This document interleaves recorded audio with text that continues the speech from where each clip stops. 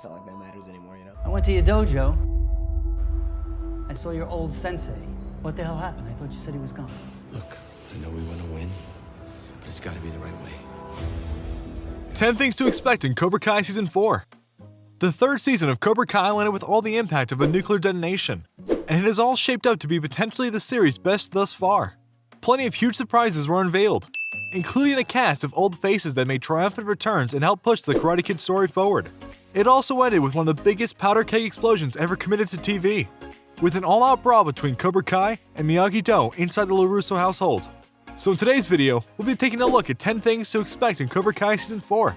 So be sure to give us a thumbs up, subscribe, and ring that notification button for more videos like this one. Let's go!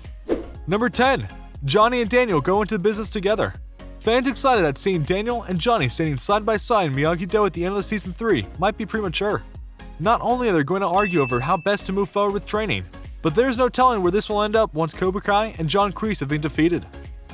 Still, it's highly probable that Johnny and Daniel have both realized that their true calling lies in teaching new generations of kids the values of self-defense and confidence that come with martial arts training. There's a lot that both can learn from one another, and that can only spell a long-lasting friendship and collaboration for Johnny and Daniel. Number 9. John Crease changes his ways. This one is a long shot, but sooner or later, John Crease will have to realize that he's batting for the wrong team. If he doesn't mend his ways, the character will not have grown beyond an inch since his debut in the first Karate Kid film. By this point, Crease had multiple fights despite gaining ownership over Cobra Kai.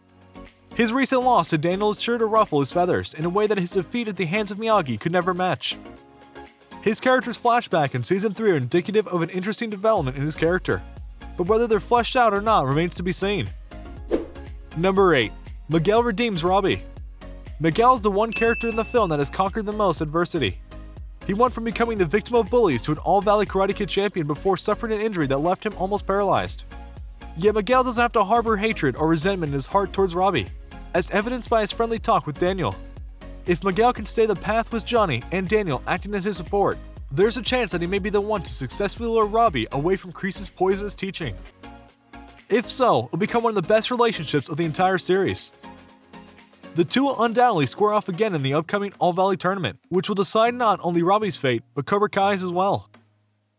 Number 7. Ashe Returns. Actress Nicole Brown was written out of Season 3 of the show, apparently because the writers couldn't find a spot for her character in the script. As such, it was revealed that Ashe's parents sold their house and moved out of the city following the violent events that rocked the community in the last season. The writers have indicated that Ashe can and probably will return if there's a place for her in Season 4. It could very well be the perfect opportunity to have her character act as a key figure in a story arc, perhaps building a bridge between Samantha and Tori, while reminding everyone why she was such a great fighter. Number 6. Johnny and Daniel butt heads on teaching. Johnny and Daniel might have united over a common enemy, but there's no way the journey forward will be smooth. The two are still at odds over many things, and their natural tendency to butt heads on the smallest of issues is guaranteed to cause trouble as Miyagi-Do moves forward. Except both sensei to agree over the nature of karate, and how and when to apply defense and offense to their teaching structure. Daniel's training with Chosen may have opened his mind to offensive techniques, but Johnny's brash Street Fighter attitude will cause the equilibrium to falter. Number 5. Johnny fights Robbie again. With so much animosity between Johnny and his son Robbie, it's a wonder if the two will ever reconcile. Robbie has been through the ringer several times since the series began. He bounced back and forth between life as a misfit, a clear path to peace and harmony as one of Daniel's students, and a bout of rage that landed him in the clink. Now that he's out on bail and under the tutelage of John Crease, his character is sure to fall hard before any opportunity for redemption pops up.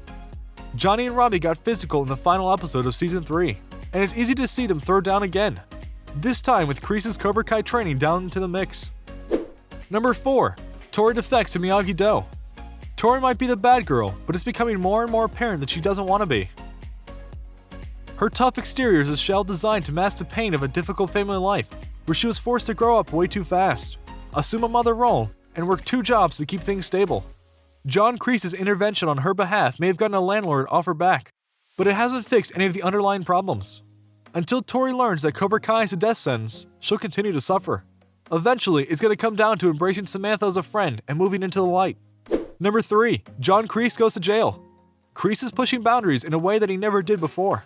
Even the psychological and physical torment of Daniel LaRusso in the third Karate Kid film pales in comparison to sending his entire school over to his house and destroying his property. Crease was all too ready to murder Daniel at the end of Season 3, which is indicative of just how far he's willing to go. If Crease can't change his ways and give up his destructive attitude, he will no doubt cross a line that he can't be backed out of. If he's willing to go as far as to murder another human being, then he's standing over a precipice that will require him to make one final, fateful decision. It's very possible he made the wrong one.